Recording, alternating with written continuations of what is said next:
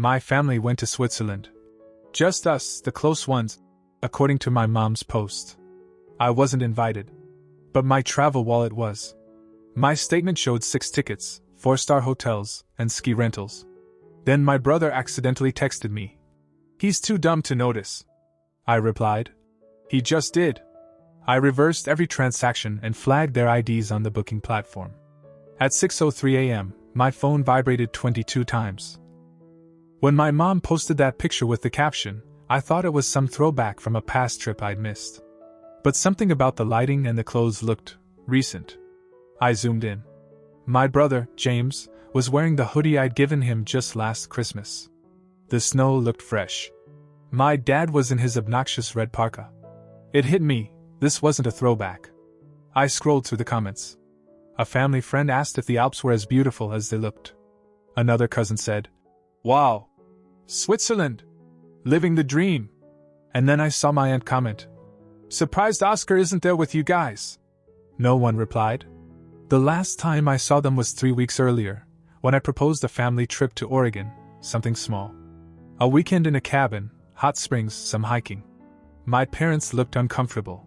Mom said money was tight, and James mumbled something about exams. I paid for lunch that day. I always pay lately. A few days later, my dad called and asked if I could keep the emergency credit card active. Just in case. I said sure. I trusted them. It's not like they've ever done anything that shady. But now I was staring at a photo of them in Zermatt, with 2 people I didn't recognize at first. Then I realized, those were my parents' friends, Steve and Donna. They're the kind who smuggle liquor into weddings and fight about karaoke at family events. They're not family. Neither is James's girlfriend, who was in the background of another shot, sticking her tongue out on a ski lift. I opened my banking app, not even knowing what I was expecting. 6 airline tickets from San Francisco Airport to Zurich.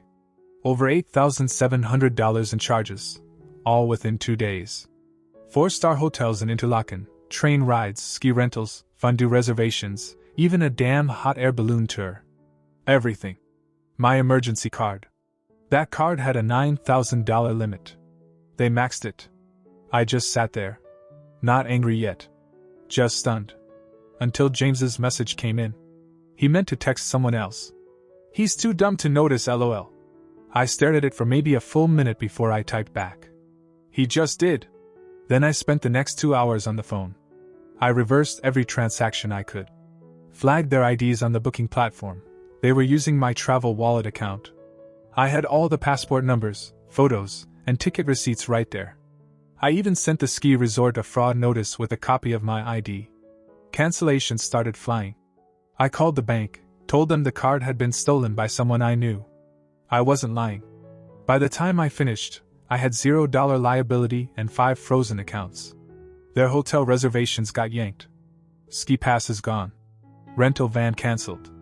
Even the dinner reservation at that mountaintop revolving restaurant, gone. Then at 6:03 a.m., my phone started vibrating. 22 times. I didn't answer. Not the first 3 calls from Mom. Not the 5 from James. Not the one from Steve's burner number. Not the ones from Dad. But when Dad called again at 7:41 a.m., I answered. "Son, we need $4,200 to fly back to San Francisco. Can you just help us for now?" "No." There was silence. I said, "Hope you enjoy the rest of your time there. You'll have a lot to explain when you get back. Trouble's already waiting." Then I hung up. Let them feel it. They'll be back in 2 days. James has his own money. He can pay for once. I'm not done. Not even close. They touched down in San Francisco early Thursday morning. I didn't even need flight tracking.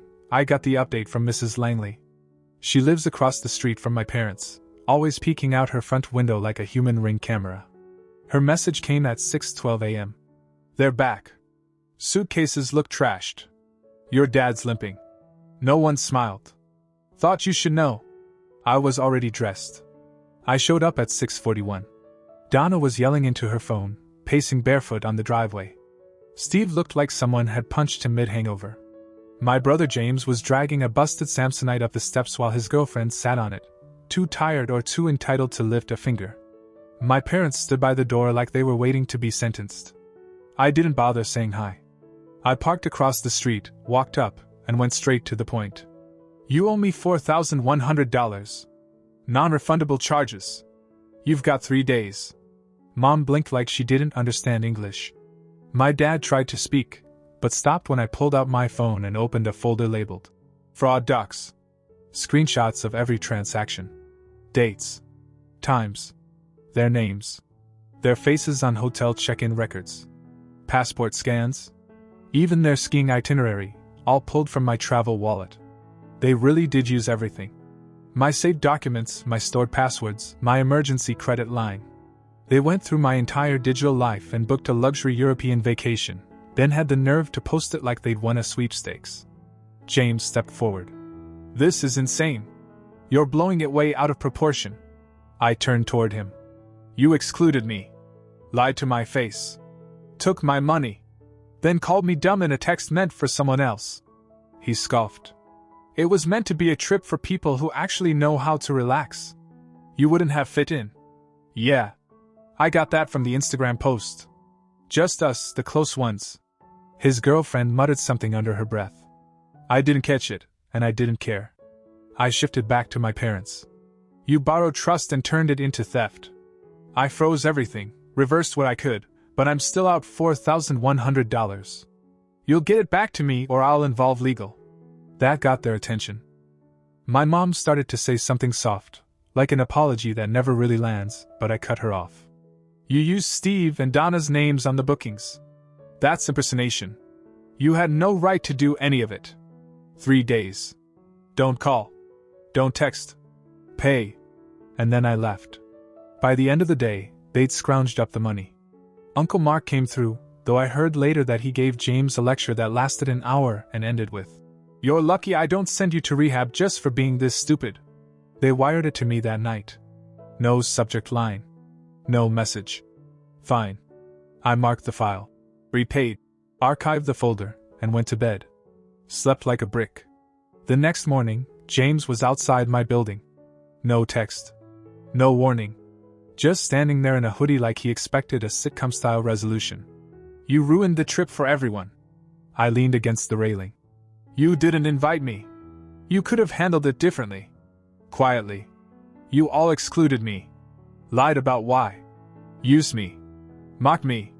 And then hoped I wouldn't notice. And now you want what? Sympathy? He stared at me like he was seeing me for the first time. You act like you're better than everyone. I didn't answer. Because I am better than people who pull what they did. He left. No apology. No shame. Just some bitter look he probably practiced in the mirror. But he had a bigger problem coming. Because I've been paying his tuition for the last year and a half. Next semester? He's on his own. I didn't make a speech. Didn't call a family meeting. I just went into the university portal, opened the finance section, and removed my card from James's tuition plan. Disabled autopay. Closed the tab. He probably thought I'd forgotten. The deadline passed quietly. A week later, the system flagged his unpaid balance. $6,042. The hold hit his account. No registration. No access to the student portal. Just a polite email. Your enrollment has been suspended due to non-payment. That's when the silence broke. James texted first. Casual. Hey. Something glitched with the payment, I think. Tuition didn't go through. Can you check it? I left it on read. Next came the call. I ignored it. Then the voicemail, half concern, half command. Can you just take care of this today, please? I've got labs starting soon. Not a single word about what he'd done. Just assumed the engine would keep running. Then Mom tried. 3 voicemails. The last one was nearly 5 minutes long. It started calm, too calm, and turned into some meandering monologue about forgiveness, how families make mistakes, and how I needed to stop letting money define me. That line stuck in my head. Money defines me? Like I didn't spend years covering their rent when Dad was out of work. Like I didn't drop 5 figures on James's tuition last year while working weekends to keep up. They didn't seem to mind money when I was their walking bank account. A day later, Dad messaged me. Short. No emotion. I understand. Do what you have to do. That one landed differently. But not enough to change anything. Then James tried again. "You're seriously not paying?" I replied. "Correct." The next call was full of heat. "You're a joke, man. You're ruining my future over a vacation. That's how small you are." "No. I'm holding you accountable. That's how tired I am. You don't get it. I need this semester. I'm behind already. I didn't ask you to book ski trips with my card. Or post about it while pretending I didn't exist. Jesus, you're bitter. You're a thief." Then came silence. For a second, I thought he hung up. Then he said something I'll never forget. "You were never family, you were a wallet. You just don't like being empty now." I hung up. 3 days later, Maya texted me. Not even one I'm close to. She said I should be ashamed. That James was family. That I should have handled this privately. I didn't respond. Then came a cousin. Then another. Someone even emailed me an article about financial boundaries and grace. They didn't know the half of it. Then Sunday came. I got up early and drove to my parents' house. Knocked once. Nobody answered. I didn't expect them to. The spare keys were still hanging on the rack inside the garage. I took them and drove off in the silver Civic I'd given them last year. At the time, I had 2 cars and they were always borrowing rides. I thought I was doing something kind. Now I was just restoring order. That Civic was mine again. I pulled it into my driveway and sat for a minute, engine still running.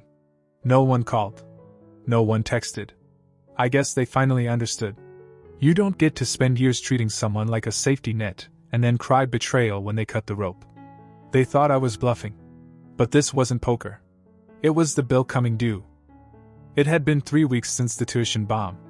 Not a word from James. No texts, no tantrums.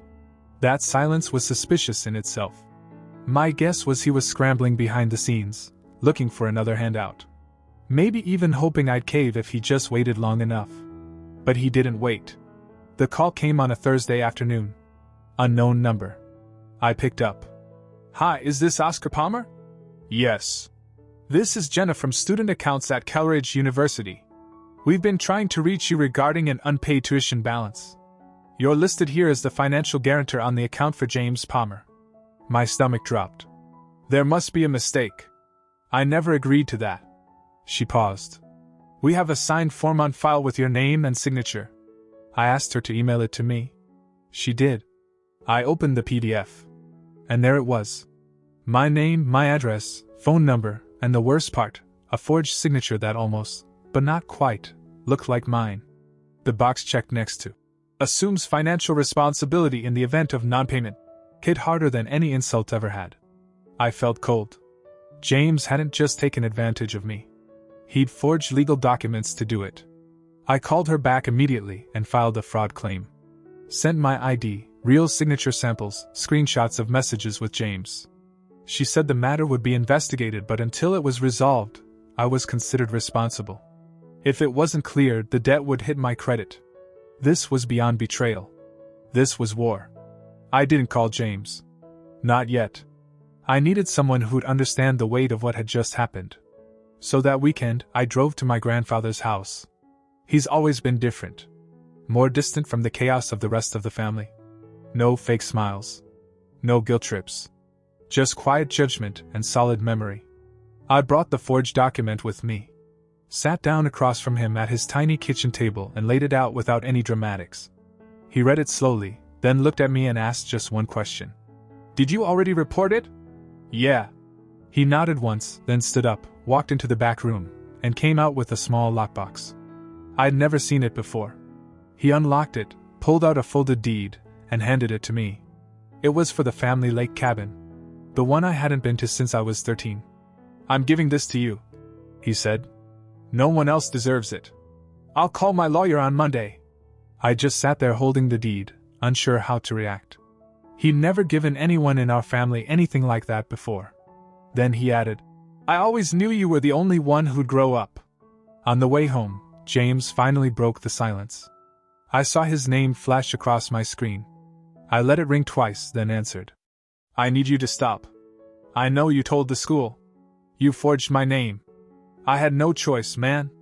I thought you'd be cool about it like always. Cool about fraud. It's $6,000. You could have just paid it. I could have.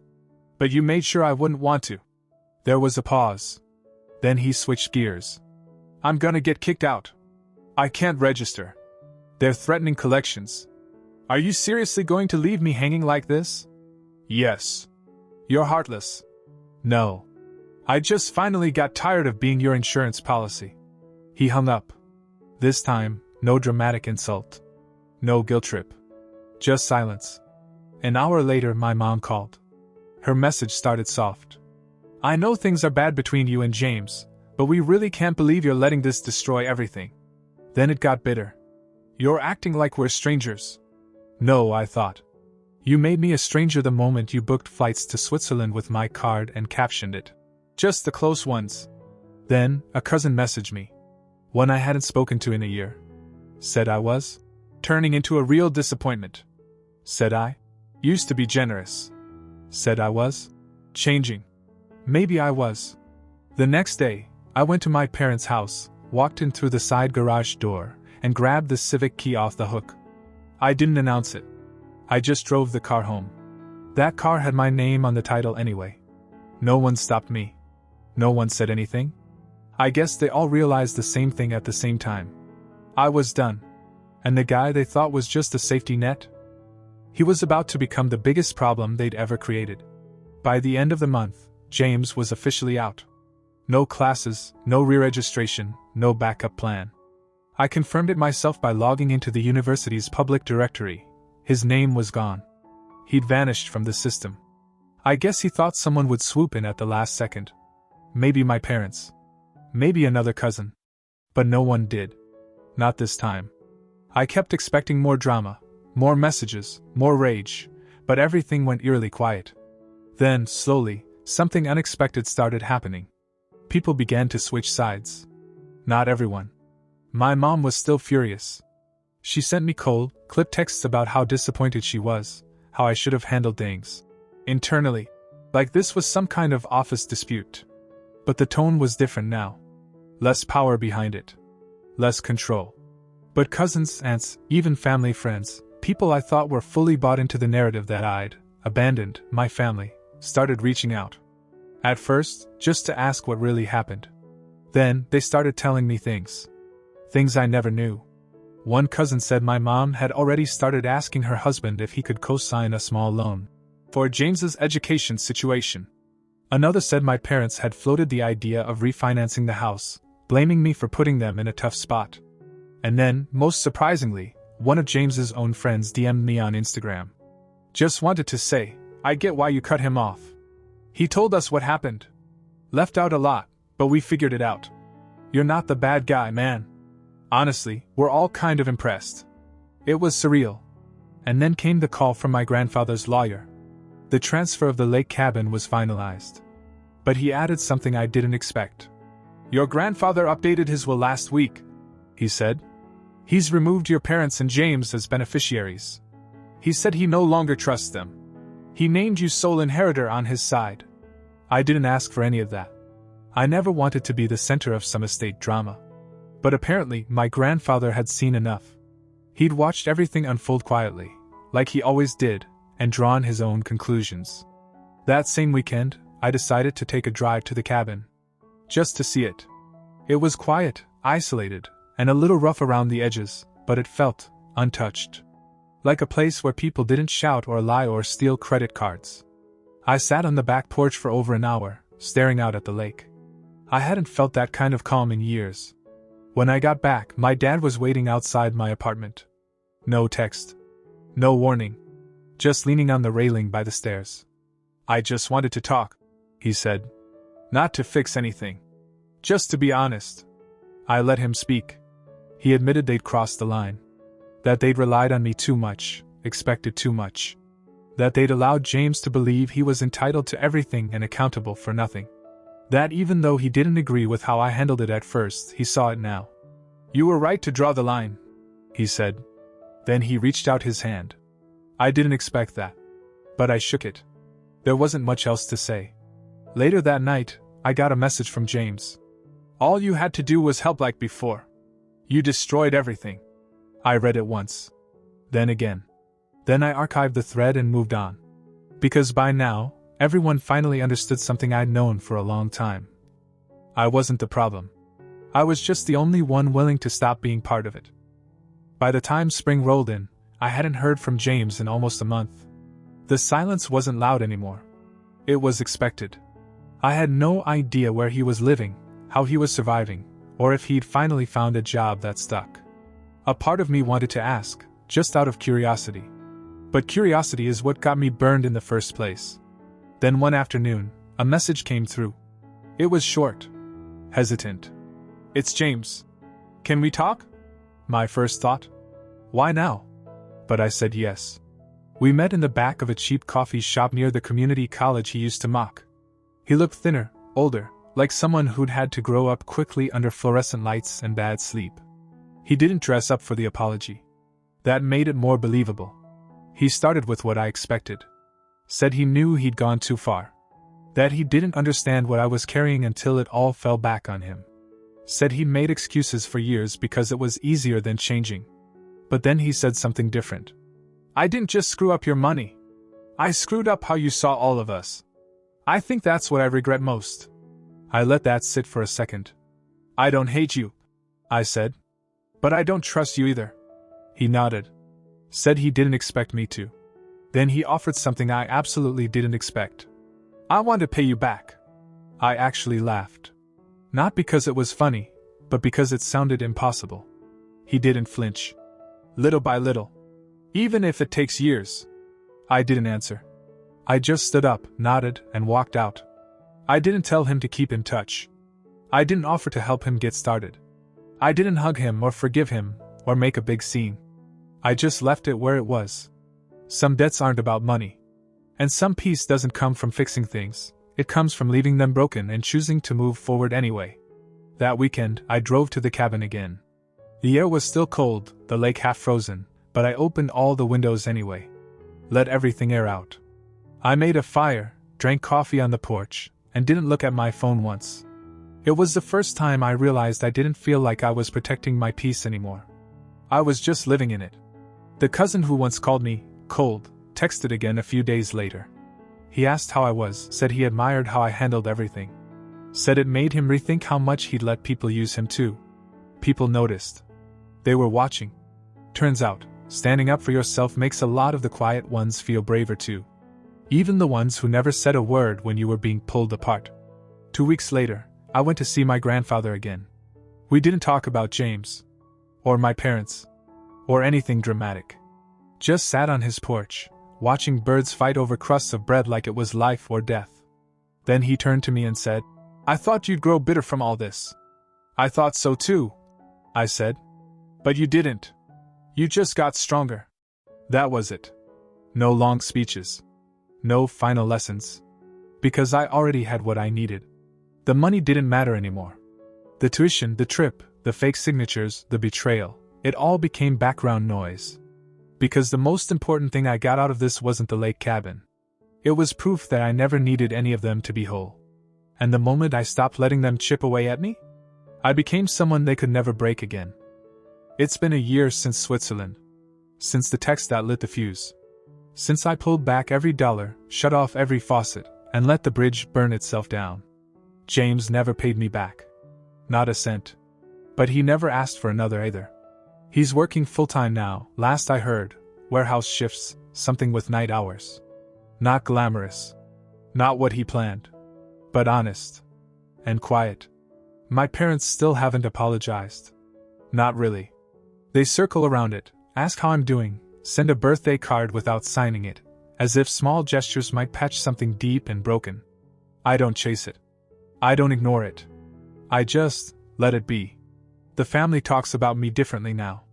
Less like I'm cold, more like I did what they wish they'd had the courage to do. Boundaries are contagious, it turns out.